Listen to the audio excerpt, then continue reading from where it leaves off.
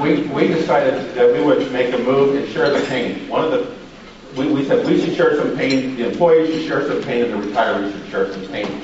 And so we tripled our contribution into the trust that we established for retiree medical. We went from 1% of payroll, which is our payroll annual is $1 billion. We put in $10 million, now we're up to $30 million plus. We decided to move our investments out of the county treasury, where it was earning about 4.25% annualized interest per year, into the retirement system, which should earn about 7.75%. Our housing sector is in a recession. I guess if Essie didn't run the panel, you'd probably say it was in depression by this point. But foreclosure rates, price declines, short sales, housing starts falling, non-residential real estate already starting to see some suffering. Affordable housing is on its way. Lucy Dunn, affordable housing is coming.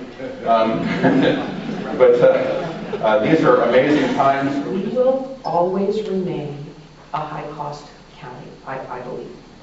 So the issue is then, which follows, how do then we keep attracting and retaining those high-cost jobs to be able to afford to live in high-cost Orange County? Childcare costs are a major issue for our families. And when two people are having to work out of a home to afford a home, childcare costs, of course, follow. Fascinating.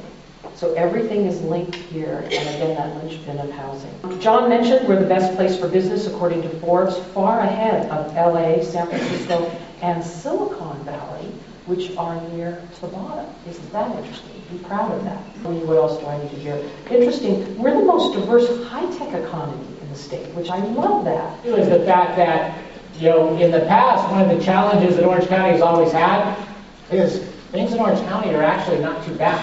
As John indicated, this is not a bad place to be. So one of the conversations we've had in the past is how do we create a crisis that might stimulate some action? Well, I think we've done a pretty good job. And there are some crisis-level issues on the horizon that now is the time for action. I would encourage you to view the current slowdown as a window of opportunity through which we can begin to mobilize some action and make a difference. And so as you go through the report, think of it as a system. Realize that Orange County is not an island, and now is the time for action. And the third core issue, which I think is the linchpin you'll hear everyone talk about on the panel, you're all knowing, because you personally live in this county, work in this county, is our housing. And Steve's spot on. Increasing overarching housing supply is a linchpin issue for us in the county. Clearly, healthcare is also in there. But the top three issues, infrastructure, workforce development, and workforce housing, are centerpieces in this report. The gold standard is one house for every 1.5 jobs by most land use planning experts. The community indicator says right now we're at one house for every 3.5 jobs. And in some areas, I know from our own workforce housing scorecard, it's one house for every 4.79 jobs. Projected to go to one house for every 9 jobs.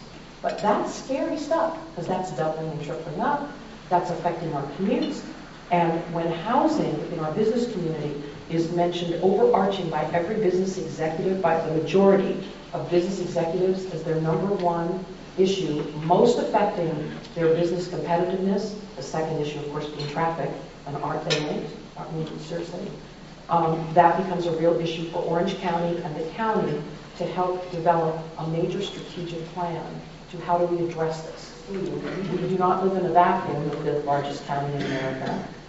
Sharing with Kathy at lunch today, I said the perfect example of this is I think there's 5 different groups in Orange County all planning water conferences and they're not talking to each other. Should we not force them into the room to say, could we have one voice speaking some good, strong strategies when water and the fact that we're about to lose 1/3 of our water supply to Southern California needs to be a critical issue of concern for us in the infrastructure realm. So again, good shadowing there of the activities that we need to do.